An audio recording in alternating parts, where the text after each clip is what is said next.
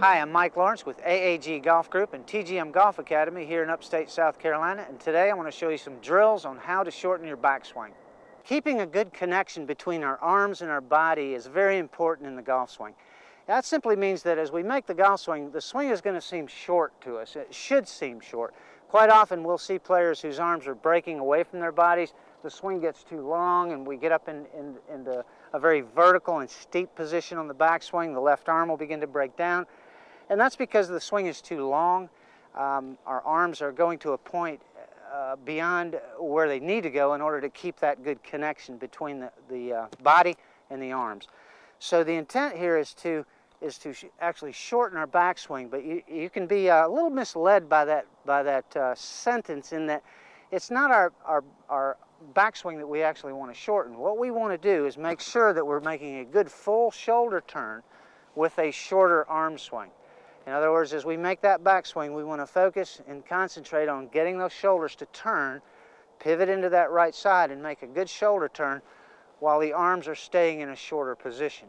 Quite often what we see golfers do is they're taking their arms back and their shoulders are not turning.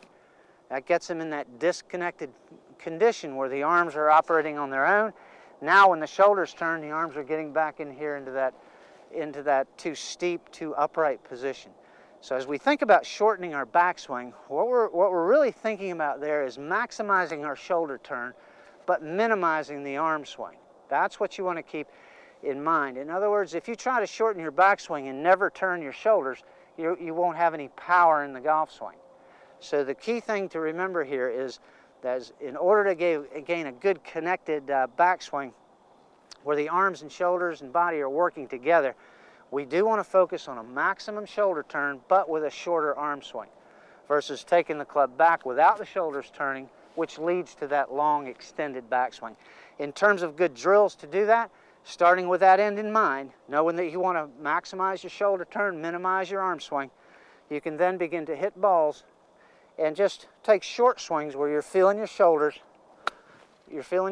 turn, but you're keeping your arm swing very short.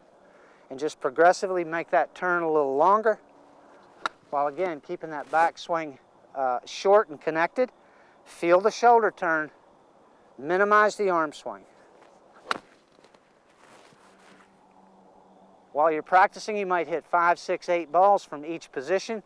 Let's say we take our shoulders back to maybe a 4 o'clock position, then we'll move on up to an 8 o'clock position, then we'll move on back to an 11 or 12 o'clock position. Once again, this is Mike Lawrence with AAG Golf Group and TGM Golf Academy here in upstate South Carolina, and today we talked about some drills on how to shorten your backswing.